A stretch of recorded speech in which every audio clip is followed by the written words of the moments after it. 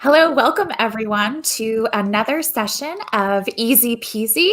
My name is Ashley Nerano, and I am an educator at the Smithsonian Center for Learning and Digital Access.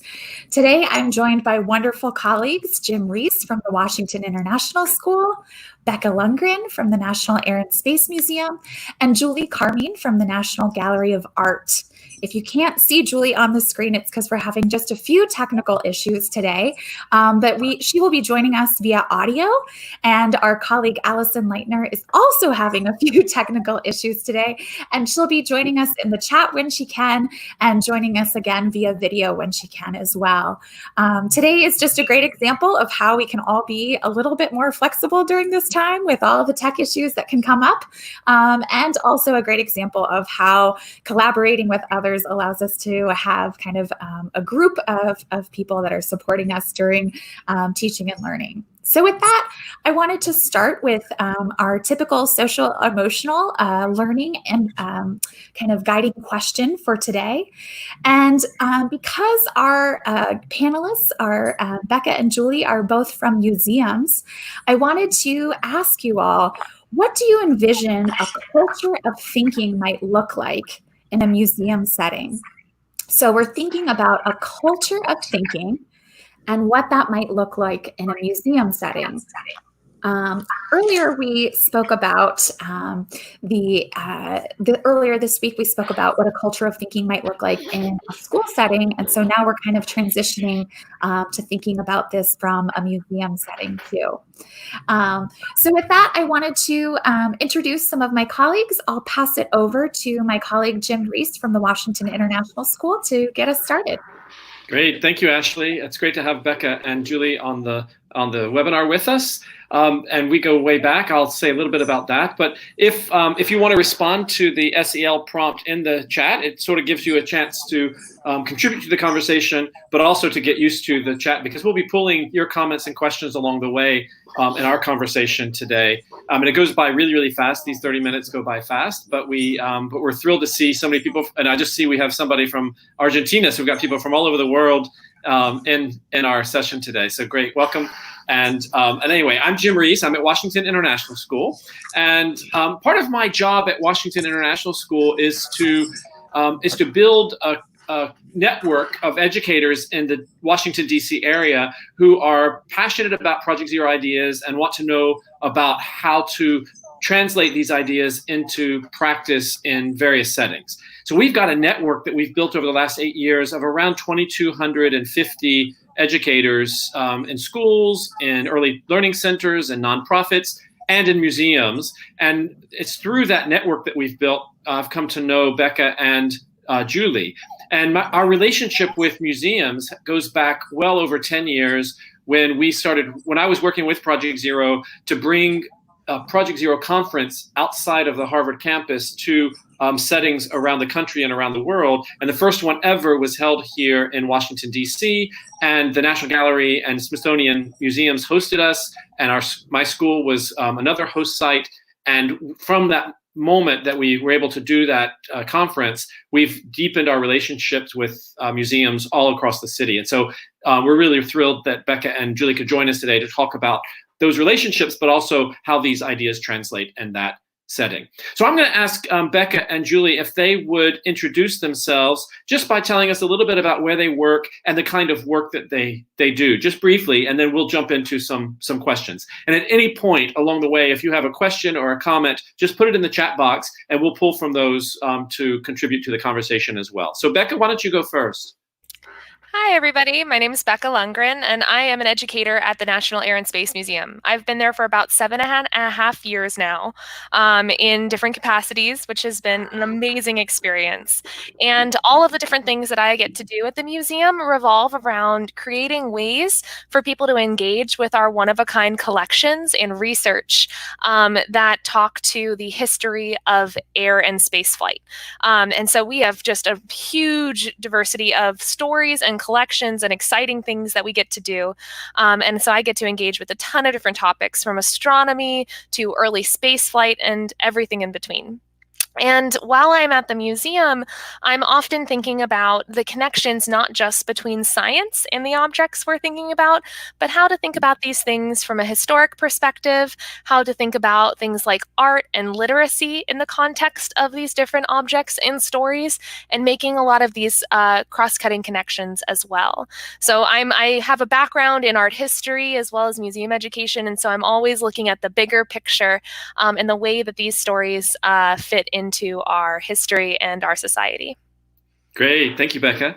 Julie, would you like to introduce yourself again, a little bit about where you work and the kind of work that you've been doing? Sure, absolutely. Hi, everyone. My name is Julie Carmean, and I work at the National Gallery of Art as an educator, managing our national teacher programs, such as our Summer Institute for Educators and our massive open online course called Teaching Critical Thinking Through Art. And I'm so happy to be here with you today. So thanks for having me on. Great, thanks. I wonder if we could rewind the clock a bit, and if each of you could give us a sense of what your reaction was when you first were introduced to Project Zero ideas, and as a museum educator, how you started conceiving that translation into the kind of work you were doing. So for me, when I first interacted with thinking strategies, it was actually back in grad school for the first time. I was like, oh yeah, this is the way that I've always thought about thinking, but I didn't know how to articulate it. And it was really exciting to start to be able to articulate the ways that I was able to explore the world personally, and help be able to share that with others. And so I've definitely modified and translated and done a lot of different things, but kind of having that basis of understanding to use was really important. Okay. Julie? Nice. It's great to hear that from Becca. I also was first introduced to thinking routines and the work of Project Zero during my time in graduate school as a student at the Harvard Graduate School of Education. I'd actually taught elementary school before my graduate studies, and I immediately recognized just how thinking routines could have such a powerful effect on our students, just giving students more of a responsibility and agency in their learning through this kind of active minds-on learning. And I know when I went into graduate school, I was really looking for ways to bring art into the general curriculum. And I immediately recognized this as a very effective and efficient way to do that. Great, thank you. We have a comment in the or a request in the live comment section to define what we mean by Project Zero thinking. And so I can give a little bit of background to Project Zero's work, but I'm gonna pose that question to the two of you. How you see Project Zero thinking, and defining it in the context in which you're working. Julie with mostly artworks, and Becca mostly with objects and science exhibits and that kind of thing. But Project Zero, for those of you who are new to Project Zero, it's a program that's based at the Graduate School of Education at Harvard. It's a research organization, and they are most concerned with what kinds of learning environments foster the best kind of thinking, the critical thinking, creative thinking. And so they do research with teachers, educators, to develop frameworks, strategies, tools that they can use to really help children learn as deeply as possible. And their work spans from early childhood, the earliest of our learners, all the way through graduate school and beyond. They work with schools, with museums, with other informal learning sites. So that's what generally we're talking about with Project Zero. But I wonder if you could define what Project Zero thinking is at the National Gallery of Art, Julie. Sure. I think for us, we've really resonated with Project Zero's ideas that thinking isn't just a skill that you have or you don't have, but thinking is dispositional, and it can be fostered and grow in all of us, ourselves as educators and our students. And Project Zero researchers have initiated, along with collaborations with teachers, these kind of sets of short, easy to use, open-ended questions that an educator like myself in a museum and an educator in a classroom can easily kind of incorporate into their regular practice and use that as a way to slow all of us down and really elicit thinking and conversation from our students, from our audiences. Great. So, picking out from what Julie has just said, there's this idea of slow looking. There's the idea of scaffolding thinking to deeper and deeper levels. There's the idea of really taking things in, and there's a social emotional component as well to it. So, Becca, I don't know if you want to build on that, or if there's something specific to air and space that where you see thinking being so important, and how these thinking routines kind of bring out the deepened learning that sometimes you're able to see with visitors or people you work with. Absolutely. I loved hearing Julie's response, because I resonate so much with your experiences and the ability that thinking routines have to cultivate this culture of slow looking. And one thing that's really important for us as an institution that delves into the history of science and technology is that we're often talking about scientific thinking and engineering design process and all of these ways of exploring the world. And using thinking routines helps frame the ability for a lot of our visitors to explore the world, just like scientists are, just like engineers, and to kind of push the limits of the thing that they're exploring. The nice open-ended aspect to thinking routines shows that there's no limits to your probing of a topic or your exploration of something. And we're all about sharing those stories and inspiring people to kind of break barriers and, defy gravity and all of those amazing things. And so thinking routines really lend themselves well to that type of exploration at our museum. There's I think a particular challenge that museum educators have, in that, unlike classroom teachers, you might see visitors or guests to the museum only once, and say you spend 30 minutes with them, or an hour or 2 hours, whatever you're given in terms of giving a tour or taking a group through a particular exhibit or exhibition. I'm wondering, do thinking routines work in that context, or how do you adapt the routines or the kind of approach you're taking to work with a group that you might never see again?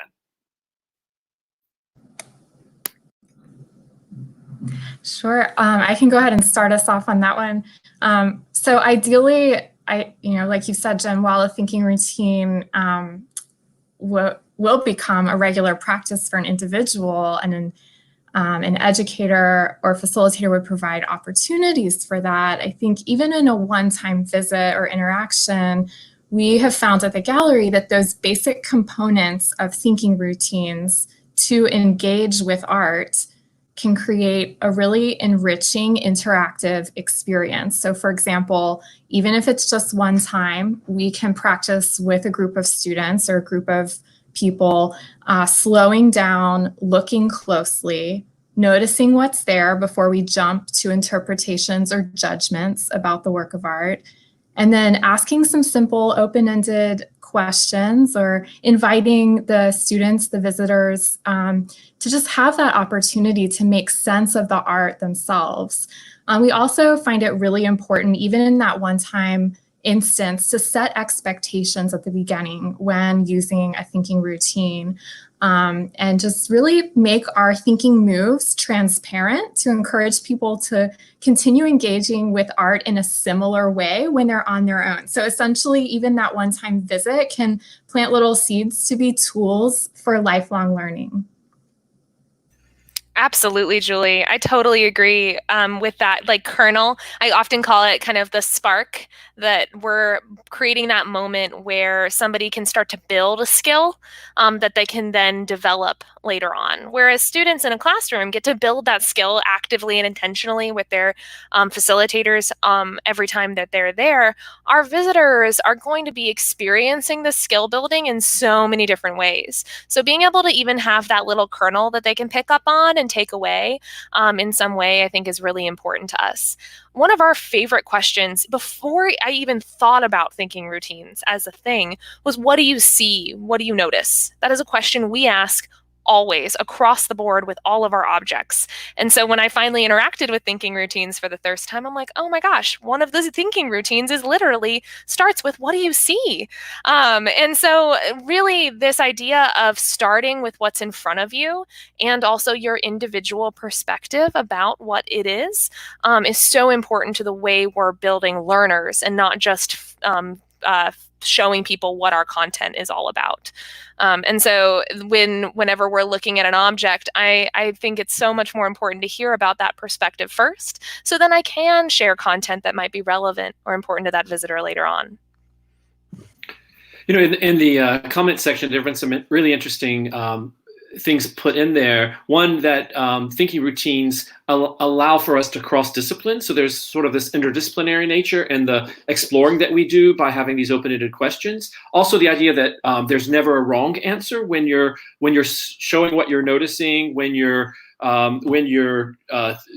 being curious about something, that it just opens up that kind of exploration. And I've seen with my own students that they get so excited when they have that opportunity to explore without teacher or anybody else telling them that, no, that's right. It's valuing their thinking, their ideas in an important way, so they can build that confidence to go more deeply. I wonder, Becca, I'm going to stick with you for a second and ask. I know both of you are involved in programs that do allow for you to build relationships, ongoing relationships with people, both students and teachers, and then the general public. I wonder if you could describe for us the kind of reaction that people generally have, or that you've seen when they're introduced to thinking routines that you've facilitated. Yeah, so I've had the pleasure of leading WISIT Museum Day courses, so the Washington International School's Summer Institute for Teachers, where I have a group of over 25 people that I get to take around and experience the museum in a very unique way than they might not be used to traditionally through all of our other great programs like guided tours and demonstrations. And so when I'm focusing on thinking routines there, I'm often thinking about breaking down our assumptions around science and technology, and using thinking routines to be able to do that. Earlier, I mentioned talking about scientific thinking and engineering design process and design thinking. A lot of those have a lot of commonality to things like Project Zero's understanding map and other ways of just thinking through different questions that we have. So being able to say that to be an engineer or to be a scientist or to think in these ways is completely separated. I try to break that down and say that this kind of thinking permeates everything that we do. It's also a lot of fun to use objects that aren't, that you wouldn't think you'd want to look closely at, like an engine or a fabric-covered airplane that normally you kind of see the whole thing. And there's some great images here in our learning lab, or even a mural on the wall that you would honestly sometimes see the whole thing and you get the idea and you might not look closely again. But by exploring these in depth, for example, the V2 ballistic missile here, which looks like a rocket ship, it has these colors, but has a very complicated story. These kinds of questions can really delve into rich learning about something that on the surface might not look like it has much going on other than being a really cool artifact. Mm-hmm. So doing those two things is really important when I work with teachers and other educators during that experience. Thank you, and I can attest to the wonder about the V2. Becca led a group that I was working with, a group of educators I was working with last fall, to really spend some time, not a lot of time, but we spent good quality time with this particular image that Ashley has up on the screen, and the way that the thinking routine scaffolded our ability to look more closely and to build off of each other's ideas was truly astounding. In just a short period of time, we were really bouncing off some great ideas, and it was just a really wonderful experience to have in air and space. Julie, I'm gonna go to you and ask you if you might address that question of what ongoing relationships have you had through your work with the National Gallery of Art that have been particularly satisfying, or what do you find that the thinking routines bring to those kinds of relationships? Absolutely. So at the gallery I worked for many years on a program called Art Around the Corner. And that program, partners the gallery with local DC public schools, mostly elementary schools, 3rd, 4th, 5th grades. And we bring the students to the museum for repeated visits. And we connect the art and the curriculum that we go through with students there to things that are relevant to the DC Public School curriculum. I know in using the thinking routines through that program, we have really seen students flourish in their thinking and in their social emotional connections with each other and with their assigned educator, and also with the works of art in the museum. Gosh, I could tell just story after story of how much the thinking routines have meant to us, to our programs, and to really helping students thrive. We have a story of a student who, after using a thinking routine, looking at a work of art and talking about it in this kind of methodical, scaffolded way, actually took some risks to begin writing a poem. And the teacher was just in tears, sharing that, in this new space of being in a museum and looking at a work of art and slowing down, having opportunities with open-ended questions to share their own ideas, the student had gained some confidence that she hadn't seen before. So it was a very powerful instance. We've also done professional development with teachers over the years. And it's really exciting to see teachers who are sometimes worried about, this legitimate concern. How can I fit all of this in? I already have a lot on my plate. But then sort of like taking that first step, trying one with a work of art, and then kind of, beginning to notice how it's affecting the students in a positive way, and seeing it more rather than an add-on is just sort of a new approach to teaching some similar content. And then we frequently hear educators say, the students are really listening to each other now, and other, really phenomenal comments too. And then recently, we've also pivoted that work from just our on-site professional development with teachers to developing this massive open online course. And it's just been thrilling to see educators from around the world actually watching these demo videos, trying routines out within the course, and really expanding their own practices to include these. We've heard just so many exciting comments of how teachers. Yeah. Thanks, Julie. And I think some of the things you mentioned are really important to reiterate. One is that these routines translate into various contexts, and sometimes they need to be adapted, but they do have legs. I like to say they can be used in a variety of different contexts. And I know that a lot of these schools that Julie's been working with in Art Around the Corner, those are Title I schools, and they're very under-resourced schools, and the children in those schools often haven't had the access to the National Gallery of Art or to other museums that we have in Washington. And so it's brought art to them and brought them to the museums. And these thinking routines work beautifully in that context.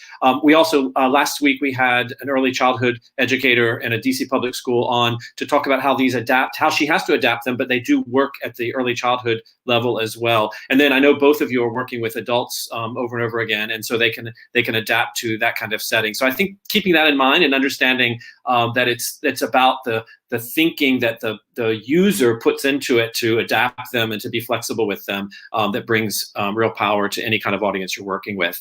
With that, I know you've both made reference to the collection that we have that Ashley's put together, and I'm going to invite her now to come back and take us through a little bit of what we have in this collection that is available for everybody. So Ashley, take it away. Sure. And I had a lot of fun putting this collection together, specifically because I think it also demonstrates the power of these routines across disciplines. And I know that that's something that's been coming up in the chat too. So we have two museums that are seemingly kind of unrelated. National Air and Space Museum and the National Gallery of Art are partners across the mall, so to speak. And what each of them have done they've been providing specific routines alongside some of their favorite images to use these routines with. And so in this collection, And you can find all of these collections by searching Easy Peasy in the Smithsonian Learning Lab. It's also linked right below in the YouTube description. And in this collection, for example, Becca's done a great job of pulling together some of her favorite routines up here at the top. And then we also have some examples. So she mentioned the mural right when you walk into the Air and Space Museum. She mentioned the missile. She also, we actually did a program together just a few weeks ago about how we see the sun. And what I loved about the approach that Becca took was looking at the sun from multiple perspectives. So looking at scientific images of the sun, looking at artistic images of the sun, and then combining that to have a more holistic kind of version of what we think about when we think about an object, a celestial object like the sun. And so that collection is also included here. And then, of course, the 1903 Wright Flyer, lots of things to kind of dig into with a historical object and artifact just like that one. With the National Gallery of Art, what Julie's done is she's chosen 4 specific artworks that are actually key artworks that are highlighted within their massive open online course. And so here you see each of the artworks from the National Gallery of Art right here. And then there's also the thinking routines that have been that go along with that artwork, as well as some graphic organizers too, which I think has been really helpful for teachers as they've been trying to kind of add additional supports for students in kind of organizing their thoughts and making sense of what they're seeing, and also perhaps writing first and then contributing to a group discussion. So lots of great resources that are included here. I also wanted to mention the National Gallery of Art has a profile page on the Smithsonian Learning Lab, which we've included, as well as some context and background. I know that in this group here today watching the webinar, and as well as people who are watching the archive, we have varying levels of comfort and even just knowing what thinking routines are and what they might look like. And so we've included a video from our friends at Project Zero alongside the Project Zero thinking routine toolbox, so you can access that website there. This webinar is also archived, and so you can watch it again, you can send it to a friend, you can fast forward to your favorite parts. And so that webinar is also a part of this collection. And then finally, there's 2 online courses. So say after today, or even some of the other Easy Peasy sessions, you're really interested in developing your own skills as a Project Zero teacher or facilitator. There's an online course from the Harvard Graduate School of Education in Project Zero thinking routines. And then there's also teaching critical thinking through art with the National Gallery of Art. And that's an edX course that's been developed. And I took it myself actually last January during the government shutdown. And I learned a lot. And I loved the ways that each unit provided some specific artworks to kind of introduce ideas alongside the routines, as well as an expert facilitator, with whether it was a museum educator or a classroom teacher, not only going through the routine, but also doing some of that debriefing that we're also kind of doing here today. We're thinking about our thinking. We're going through highlighting the exact moves and the exact purposes of each of those thinking moves in our practice too. So lots of great resources that are included in this collection. Like I said, I think this is probably the 14th or 15th Easy Peasy collection. So now we've got kind of a library going for you of examples of different practitioners, whether they're classroom teachers or museum educators from the Smithsonian and the National Gallery, that you can access and you can refer back to as you're thinking about how to incorporate this in your practice, both in the classroom, but then also in this distance learning kind of environment as well. So I hope all of these resources are useful to you. There's still more sessions to come in this series. We're kind of in our first I'll say our first season, so to speak, of Easy Peasy. And of course, Easy Peasy came from kind of a necessity and a desire to support teachers as they were thinking about the shift to distance learning. But I think these resources you'll find are really transferable across mediums and across the ways that you're sharing them with your students too. So please do look back at the archive, check out some of the resources we've included here. There are about 6 more sessions left in season 1. 1, we'll call it. I'm hopeful that there'll be a season 2. And so I wanted to make sure that everyone was aware of all of the, not only the webinar itself, but also the museum resources that are available. With that, I wanted to mention this will actually be my last Easy Peasy session, and what a great session to end on, thinking about thinking. Next week, you'll be joined by my colleague, Tess Porter, who is an amazing education colleague at the Smithsonian. I'll be staying in education at the Smithsonian, just in a different role. And I wanted to thank our presenters for just such a wonderful session, and really kind of the series as a whole has been kind of my highlight. Mondays and Wednesdays at 1 o'clock, half an hour to do some close looking with good colleagues. And so it's been really quite a pleasure to be a part of this project. Great. And I want to say thank you again to Becca and Julie for joining us. And next week we'll have Fernanda Garcia from DC Public School Middle School, who will be really exploring culturally responsive thinking with us and using global thinking routines in that context. So please join us next Monday and Wednesday at 1. Excellent. Any closing remarks, Julie or Becca? Thank you so much, Ashley and Jim, for inviting us on. It's just been such a delight to be here with you all, and exciting to talk about these ideas together. So hope to see some of our participants today in our online course and in future Easy Peasy meetups. Excellent. Absolutely. Thank you so much. Excellent. Thanks, everyone. Take care.